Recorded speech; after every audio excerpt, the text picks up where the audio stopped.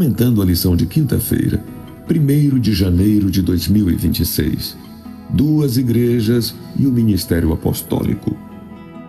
O apóstolo Paulo, ao escrever para as igrejas dos Filipenses e dos Colossenses, utilizou expressões que indicavam a atuação das igrejas e dos ministérios ali desenvolvidos. Para muitas delas, Paulo, em sua saudação aos irmãos, chamou-os de santos e fiéis irmãos em Cristo, indicando que aquelas pessoas tinham uma forma estruturada de trabalhar para Cristo. Paulo menciona em sua carta a Timóteo cargos na igreja como bispos, diáconos, episcopado, e com isso menciona as responsabilidades espirituais desses líderes. Então, por assim dizer, Paulo escreveu tanto aos membros da igreja como aos líderes, na intenção de tornar a igreja consciente de sua missão espiritual. Em sua carta aos santos e irmãos fiéis em Cristo que estão em Colossos, escrita enquanto prisioneiro em Roma, Paulo faz menção de sua alegria pela firmeza deles na fé. Atos dos Apóstolos, página 471. Enquanto prisioneiro em Roma, Paulo enviou aos crentes filipenses uma carta na qual chamou-os de santos em Cristo Jesus e lhes agradecia aos donativos que lhes haviam enviado.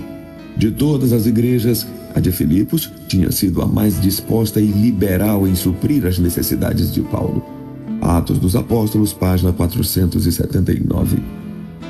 Lendo o início das cartas de Paulo aos Filipenses e aos Colossenses, como Paulo descreve essas igrejas e o que isto nos ensina? Paulo descreve os irmãos dessas igrejas como santos e irmãos fiéis em Cristo, mostrando que, mesmo com perseguições e desafios, permaneceram firmes na fé em Cristo Jesus.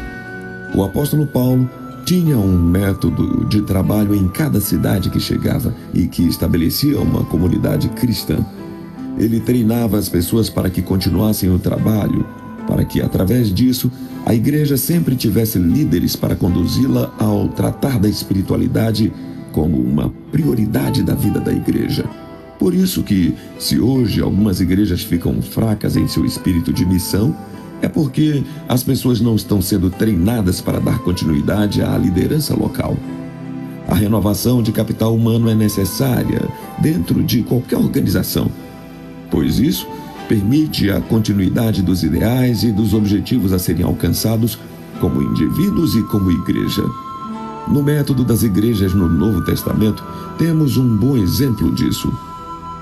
Mais tarde, na história da igreja primitiva, quando nas várias partes do mundo muitos grupos de crentes se constituíram em igrejas, a organização da mesma foi mais aperfeiçoada, de modo que a ordem e a ação harmoniosa se pudessem manter.